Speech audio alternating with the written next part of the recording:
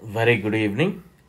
Competitive exams 2024, TSPSC, APPSC, Indian Railways, Bankings, staff selection commission అన్ని రకాల competitive ఎగ్జామ్స్కి Indian polity use అవుతుంది. ప్రతి ఒక్కరూ తప్పకుండా ఫాలో అవ్వండి. ఇండియన్ పాలిటీ చాలా క్లియర్గా అద్భుతంగా చెప్పడం జరుగుతూ ఉంది. సో ఈరోజు 6th క్లాస్లో అధినేతలు, అర్హతలు, ఎన్నిక విధానము మరియు తొలగింపుల గురించి చూద్దాం. చాలా ఇంపార్టెంట్ క్లాస్. ప్రతి ఒక్కరు పూర్తిగా చూడండి. వీడియో లైక్ చేయండి, షేర్ చేయండి అండ్ సపోర్ట్ చేయండి.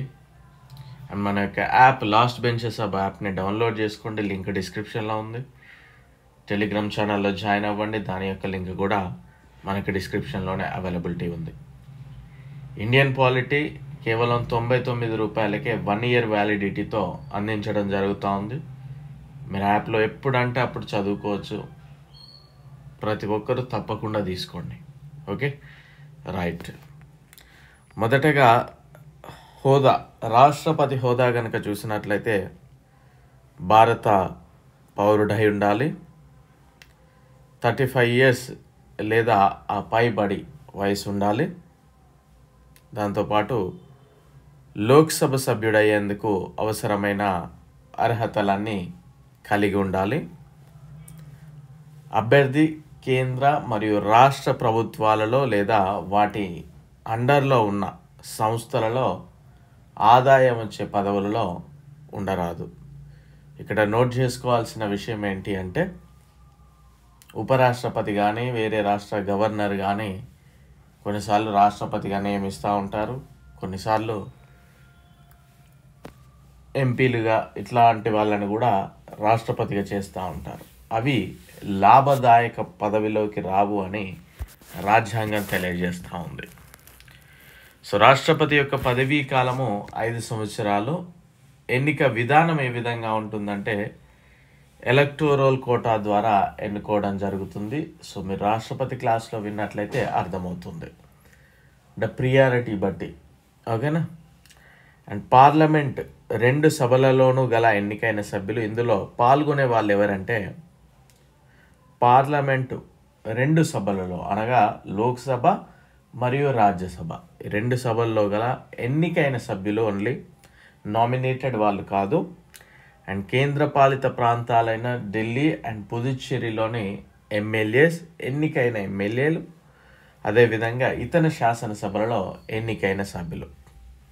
సో 2/3 మెజారిటీ అయితే ఉండాలి. ప్రమాణ స్వీకారం ఎవరు చేపిస్తారు అంటే సుప్రీంకోర్టు చీఫ్ జస్టిస్. ఒకవేళ అతను అందుబాటులో లేనట్లయితే అత్యధిక సీనియారిటీ గల న్యాయమూర్తి ప్రమాణ స్వీకారం చేపిస్తాడు. సో మరి వీరి యొక్క తొలగింపు ఏ విధంగా ఉంటుంది కనుక గమనిస్తే, మహాభియోగ తీర్మానం ద్వారా తొలగించడం జరుగుతుంది, అనగా అభిశంసన ప్రతిపాదన ద్వారా. సో ముందుగా ఇతన్ని తొలగించడానికి దానికి సంబంధించిన అది ఏదైతే ఉందో అది ఏదో ఒక సభలో పార్లమెంట్లో ప్రవేశపెట్టాలి. ముందుగా లోక్సభలోనైనా పెట్టవచ్చు లేదా రాజ్యసభలోనైనా, బట్ రెండింటికి మాత్రం అది వెళ్ళాల్సి ఉంటుంది. సో ఆ తీర్మానం ప్రవేశపెట్టేందుకు ముందు 14 days ముందు ఇన్ఫామ్ చేయాలి. అదేవిధంగా 14 days ముందు సభలోని కనీసం 1/4 సభ్యుల మద్దతుతోనే అది నోటీస్ని ఇస్తారు. సో ఈ తీర్మానం ఏదైతే పెట్టారో దీన్ని రెండింటిలో, అంటే పార్లమెంటు రెండింటిలో కూడా 2/3 మెజార్టీతో ఆమోదించాలి. సో సేమ్ ఇదే మళ్ళీ ఇంకొక సభలోకి వెళ్తుంది. 2వ సభ దర్యాప్తు చేయడం కానీ లేదా దర్యాప్తు చేయించడం కానీ చేస్తుంది. ఈ సభలో రాష్ట్రపతి తన యొక్క వాదనలు ఏమైనా ఉంటే వినిపించుకోవచ్చు. సో ఈ దర్యాప్తు ముగిసిన తర్వాత 2వ సభలోకి వెళ్తుంది. అక్కడ కూడా సేమ్ 2/3 మెజారిటీ వస్తే తొలగించబడతారు. అయితే ఇప్పటి వరకు మాత్రం మన దగ్గర రాష్ట్రపతి ఈ విధంగా తొలగింపబడలేదు. ఓకేనా. సో జీతం అనేది అవసరం లేదు, 5 lakhs గుర్తుపెట్టుకోండి. నెక్స్ట్ ఉపరాష్ట్రపతి. సో ఉపరాష్ట్రపతికి కావాల్సిన అర్హతలు ఏంటి అంటే, ఇండియన్ సిటిజన్ అయి ఉండాలి, 35 years లేదా ఆ పైబడి వయసు ఉండాలి. రాజ్యసభ సభ్యుడయ్యేందుకు కావలసిన అన్ని అర్హతలు ఇతను కలిగి ఉండాలి. అభ్యర్థి కేంద్ర రాష్ట్ర ప్రభుత్వాలలో లేదా వాటి నియంత్రణలో కలిగిన సేమ్ ఇంతసేపటిలానే ఆదాయించే పదవిలో ఉండరాదు. తన యొక్క పదవీ కాలం 5 years. ఇది కూడా ఎలక్టోరల్ కాలేజ్ ద్వారానే ఎన్నుకోబడతాడు. బట్ ఇక్కడ పార్లమెంట్ ఉభయ సభల సభ్యులందరూ ఎలక్టెడ్ మరియు నామినేటెడ్ పాల్గొంటారు. ప్రమాణ స్వీకారం వచ్చేసి రాష్ట్రపతి లేదా అతను నియమించిన వ్యక్తి చేపిస్తాడు. సో ఇతని తొలగింపుకు మహాభియోగ తీర్మానం అవసరం లేదండి. కేవలం ఈయన రాజ్యసభకే రిప్రజెంట్ చేస్తూ ఉంటాడు కనుక రాజ్యసభ పూర్తి మెజారిటీతో ఆమోదించిన తీర్మానం ద్వారా ఉపరాష్ట్రపతిని తొలగించవచ్చు. ఓకేనా? సాధారణ మెజారిటీ లోక్సభలో ఉంటే సరిపోతుంది. 4 lakhs శాలరీ. లోక్సభ సభ్యులో కావాల్సిన అర్హతలు 25 సంవత్సరాలు ఉండాలి, 5 సంవత్సరాల పదవీ కాలము. సో అఫ్కోర్స్ ఓట్ల ద్వారా ఎన్నుకోబడతారు. ప్రమాణ స్వీకారం చేపించేది రాష్ట్రపతి లేదా అతను నియమించిన వ్యక్తి. తొలగించేది రాష్ట్రపతి తొలగిస్తాడు. అండ్ రాజ్యసభ సభ్యులు కనీస వయసు 30 సంవత్సరాలు, 6 సంవత్సరాల పదవీ కాలము. ఉపరాష్ట్రపతి లేదా అతను నియమించిన వ్యక్తి ప్రమాణ స్వీకారం చేపిస్తాడు, ఉపరాష్ట్రపతి తొలగిస్తాడు. సో ఇక్కడ కూడా ఉపరాష్ట్రపతి, ఎందుకంటే ఎవరు ఈయన రాజ్యసభ సభ్యులందరికీ రిప్రజెంట్ చేసేది ఉపరాష్ట్రపతి కదా, ఆ విధంగా. Next governor. 35 సంవత్సరాల వయసు ఉండాలి, అదే రాష్ట్రంలో నివసించి ఉండకూడదు. సో ఇతన్ని రాష్ట్రపతి నియమిస్తాడండి. ఎవరు నియమిస్తారు, ఏ విధంగా ఎన్నుకోబడతాడు? ఇక్కడ ఈ పాయింట్ కనుక చూసినట్లయితే రాష్ట్రపతి 5 years పీరియడ్. ప్రమాణ స్వీకారం చేయించేది హైకోర్టు చీఫ్ జస్టిస్. ఒకవేళ అతను అందుబాటులో లేకపోతే అత్యధిక సీనియర్ న్యాయమూర్తి. గవర్నర్ని రాష్ట్రపతి నియమిస్తాడు, రాష్ట్రపతి తొలగిస్తాడు. ఒకటి గమనించండి, ఎవరైతే నియమిస్తారో వారికంటే తక్కువ వాళ్ళు ఎప్పుడు తొలగించరు. ఓకేనా? అది గుర్తుపెట్టుకోండి. నెక్స్ట్ శాసనసభ సభ్యులు వయసు 25 సంవత్సరాలు కనీసం ఉండాలి, 5 సంవత్సరాల పదవీ కాలము. ఓట్ల ద్వారా ఎన్నుకోబడతాడు. ప్రమాణ స్వీకారం చేయించేది గవర్నర్ లేదా అతను నియమించిన వ్యక్తి. గవర్నర్ తొలగిస్తాడు. శాసన మండలి సభ్యులు ఎమ్మెల్సీస్ 30 years కనీసం ఉండాలి, 6 years టైం పీరియడ్. గవర్నర్ లేదా అతను నియమించిన వ్యక్తి ప్రమాణ స్వీకారం చేపిస్తాడు, గవర్నర్ తొలగిస్తాడు. సో 99 రూపీస్కి అందించడం జరుగుతూ ఉంది. ప్రతి ఒక్కరు తప్పకుండా తీసుకోండి. డైలీ ఒక 30 పైసా అన్నట్లే పడుతుంది. సో ఓకేనా? అండ్ మన యొక్క యాప్ లింక్ డిస్క్రిప్షన్లో ఉంది. Next supreme court chief justice and other judges మొత్తం 1+33 members. సో ఇతనికి కావాల్సిన అర్హతలు ఏంటంటే 5 సంవత్సరాల కాలం ఉన్నత న్యాయస్థానంలో న్యాయమూర్తిగా పనిచేసి ఉండాలి, లేదా 10 సంవత్సరాలు ఉన్నత న్యాయస్థానంలో న్యాయవాద వృత్తి నిర్వహించి ఉండాలి. లాయర్ అయినా అయి ఉండాలి, జడ్జి అయినా అయి ఉండాలి, లేదా ప్రముఖ న్యాయ శాస్త్రవేత్త అయినా ఉండాలి. సో వీరికి గల కనీస అర్హత వయసు వచ్చేసి మనకి 65 సంవత్సరాల, ఎప్పటి వరకు ఉండొచ్చు అంటే 65 సంవత్సరాల వయసు నిండేంత వరకు కూడా వీరి పదవిలో ఉంటారు. నియమించేది సుప్రీంకోర్టు న్యాయమూర్తులు. ప్రధాన న్యాయమూర్తిని కేంద్ర క్యాబినెట్ సెంట్రల్ డిపార్ట్మెంట్ సలహాపై రాష్ట్రపతి నియమిస్తాడు. సో రాష్ట్రపతి నియమిస్తాడు. ప్రమాణ స్వీకారం చేపించేది కూడా రాష్ట్రపతి లేదా అతను నియమించిన వ్యక్తి. అండ్ తొలగించేది కనుక గమనిస్తే రాష్ట్రపతి తొలగిస్తాడు. ఇక్కడ అభిశంసన ప్రక్రియ ద్వారా మనకి రాష్ట్రపతి మహాభియోగ తీర్మానం ద్వారా, ఇక్కడ అభిశంసన ప్రక్రియ ద్వారా తొలగించడం జరుగుతుంది. చీఫ్ జస్టిస్ శాలరీ 2,80,000, జడ్జెస్ యొక్క శాలరీ 2,50,000. హైకోర్టు చీఫ్ జస్టిస్ మరియు ఇతర న్యాయమూర్తులు కనుక చూసినట్లయితే మొత్తం 25 హైకోర్ట్స్ ఉన్నాయి. వీరికి కావాల్సిన అర్హతలు 10 సంవత్సరాల పాటు దిగువ కోర్టులో న్యాయమూర్తిగా జడ్జిగా కానీ ఉండాలి, లేదా హైకోర్టులో 10 సంవత్సరాలు లాయర్గానైనా ఉండాలి, న్యాయ శాస్త్రవేత్తగా కానీ ఉండాలి.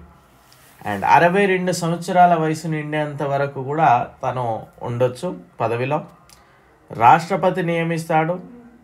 ప్రమాణ స్వీకారం చేపించేది గవర్నర్ మరియు లేదా అతను నియమించిన వ్యక్తి. ఇక్కడ కూడా రాష్ట్రపతి తొలగిస్తాడు, అభిశంసన ప్రక్రియ ద్వారా తొలగించడం జరుగుతుంది. Next attorney general. Attorney general అంటే ఇండియన్ గవర్నమెంట్ తరపున లాయర్ అన్నట్లు. సుప్రీంకోర్టు న్యాయమూర్తిగా నియమితులు అవ్వడానికి కావాల్సిన అన్ని అర్హతలు అటార్నీ జనరల్కి ఉండాలి. ఓకేనా. నెక్స్ట్ వీళ్ళ యొక్క పదవీ కాలం సాధారణంగా 6 సంవత్సరాలు లేదా 65 సంవత్సరాలు పూర్తయ్యే వరకు, బట్ రాష్ట్రపతి విశ్వాసం ఉన్నంత వరకు అధికారంలో కొనసాగించవచ్చు. సో వీళ్ళందరినీ కూడా రిక్రూట్ చేసుకునేది ఏ గవర్నమెంట్ వస్తే వాళ్ళే కనుక పెద్దగా ప్రాబ్లం ఉండదు. ఎవరు నియమిస్తారంటే రాష్ట్రపతి నియమిస్తాడు మన కేంద్ర క్యాబినెట్ సూచనల మేరకు, అండ్ రాష్ట్రపతి తొలగించడం జరుగుతుంది. నెక్స్ట్ అడ్వకేట్ జనరల్ అంటే ఇతను స్టేట్కి లాయర్ అన్నట్టు. హైకోర్టు న్యాయమూర్తిగా నియమితులు అవ్వడానికి కావలసిన అన్ని అర్హతలు అటార్నీ జనరల్కి ఉండాలి. ఇతను గవర్నర్ లేదా రాష్ట్ర క్యాబినెట్ సూచనల మేరకు నియమించబడతాడు. తొలగించేది గవర్నర్. కాగ్గా నియమితులయ్యే వారికి అకౌంటెంట్ విషయాల్లో 10 ఏళ్లకు పైగా అనుభవం ఉండాలి. అకౌంట్స్ డిపార్ట్మెంట్లో చాలా అనుభవం ఉండాలి. పదవీ కాలం 6 సంవత్సరాలు లేదా 65 సంవత్సరాల వయసు వచ్చే వరకు, ఏది ముందైతే అది, ఏది ముందుగా పూర్తయితే అది. అండ్ రాష్ట్రపతి నియమించడం జరుగుతుంది. రాష్ట్రపతి అభిశంసన ప్రక్రియ ద్వారా తొలగిస్తాడు. సో చాలా జాగ్రత్తగా గమనించండి, ఇక్కడ ఏవేవి అభిశంసన ప్రక్రియ ద్వారా తొలగిస్తూ ఉన్నారు అనేది గుర్తుపెట్టుకోండి. అండ్ ఎలక్షన్ కమిషన్, కేంద్ర ఎన్నికల కమిషనర్లు, చీఫ్ ఎలక్షన్ కమిషనర్ని రాష్ట్రపతి నియమిస్తారు. వీరి యొక్క పదవీ కాలము 6 years లేదా 65 years, ఏది ముందుగా పూర్తయితే అది. రాష్ట్రపతి నియమిస్తాడు. రాష్ట్రపతి అభిశంసన ప్రక్రియ ద్వారా తొలగిస్తాడు. సో చాలా జాగ్రత్తగా గమనిస్తే రాష్ట్రపతి మహాభియోగ తీర్మానం ద్వారా తొలగించబడతాడు. అండ్ జడ్జెస్, సుప్రీంకోర్టు కావచ్చు, హైకోర్టు జడ్జెస్ కావచ్చు, కాగ్ కావచ్చు, అండ్ ఎలక్షన్ కమిషన్ కావచ్చు, వీరందరూ కూడా అభిశంసన ప్రక్రియ ద్వారా తొలగించబడతారు. సో వెరీ పవర్ఫుల్ పొజిషన్స్ అన్నట్లు ఇవి. ఆర్థిక సంఘము 1+4 మెంబర్స్ ఉంటారు. ఉన్నత న్యాయస్థానం యొక్క న్యాయమూర్తులుగా ఉండాలి. ప్రభుత్వ ఆర్థిక లేదా ఖాతాల గురించి కొంచెం అవగాహన కలిగి ఉండాలి, లేదా పరిపాలన మరియు ఆర్థిక నైపుణ్యంలో అనుభవం లేదా ఆర్థిక శాస్త్రంపై కొంచెం గ్రిప్ అయితే ఉండాలి. 5 years పీరియడ్ రాష్ట్రపతి నియమిస్తాడు, రాష్ట్రపతి తొలగిస్తాడు. Next UPSC, union public service commission. 10 ఏళ్ల పాటు భారత ప్రభుత్వం క్రింద లేదా రాష్ట్ర ప్రభుత్వం కింద పదవిలో ఉన్న వ్యక్తులే అర్హులు యూపీఎస్సీ సభ్యులకు. పదవీ కాలము 6 years లేదా 65 years, ఏది ముందుగా వస్తే అది. రాష్ట్రపతి నియమిస్తాడు. రాష్ట్రపతి సుప్రీంకోర్టు సూచనల మేరకు తొలగిస్తాడు. Next state public service commission, same ఇది కూడా అవే అర్హతలు. అండ్ 62 years ఏజ్ వచ్చే వరకు ఉంటారు వీళ్ళు. అండ్ జాతీయ షెడ్యూల్డ్ కులాల కమిషన్, వీరి యొక్క పదవీ కాలము 3 సంవత్సరాలు ఉంటుంది. రాష్ట్రపతి నియమిస్తాడు, రాష్ట్రపతి తొలగిస్తాడు. ఒక చైర్మన్ని, ఒక వైస్ చైర్మన్ని, 3 ఇతర సభ్యులు ఉంటారు ఇందులో. వీరిలో ఒక మహిళా సభ్యురాలు కూడా డెఫినెట్లీ ఉండాలి.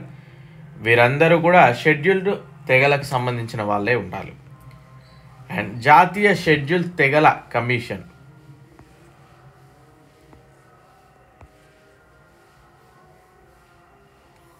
ఇక్కడ షెడ్యూల్ కులాల అండి.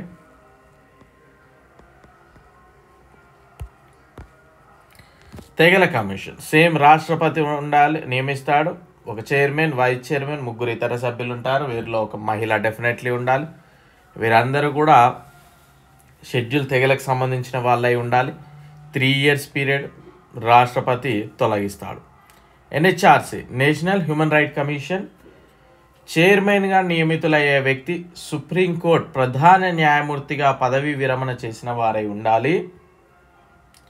సుప్రీంకోర్టు న్యాయమూర్తిగా పనిచేస్తున్న లేదా పదవీ విరమణ చేసిన వారు ఒక సభ్యుడిగా ఉంటారు.